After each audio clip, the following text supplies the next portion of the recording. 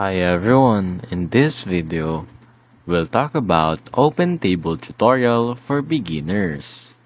So first, what is OpenTable? OpenTable is a reservation and guest management system used by restaurants to handle bookings, optimize seating, and enhance guest experience whether you're using it on a desktop or tablet. Now first, on logging in. Click on this one and input your username and password.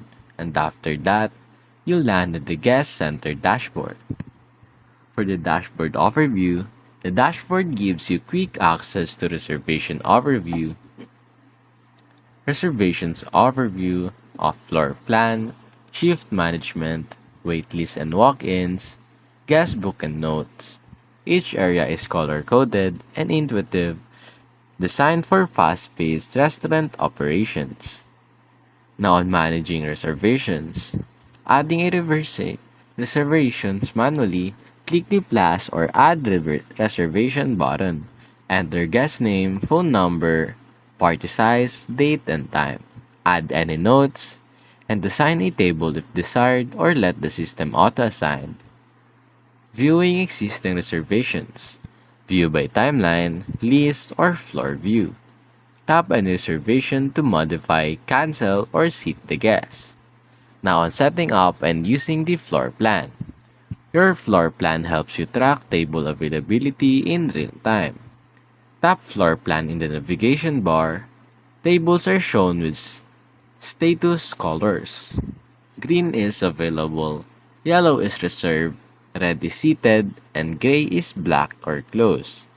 Tap a table to assign a walk-in or reservation. Now on handling walk-ins and waitlist, tap a table, select Add Walk-in, enter name, party size, and any notes.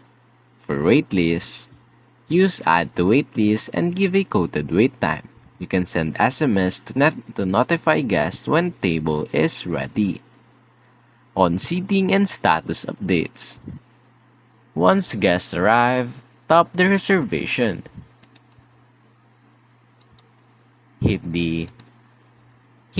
seat to mark them as seated. When they leave, hit clear or turn table. Now on managing shifts and availability. Go to settings and go to shifts. Add your open, close times, break periods, and blackout dates. Set turn times to optimize table availability based on party size. Now on guest book and notes. The guest book keeps track of returning customers. You can view visit history, preferences, and special occasions. On reports and insights. In the report section, you can track reservations and covers, no-shows and cancellations, peak times and booking trends, and guest behavior.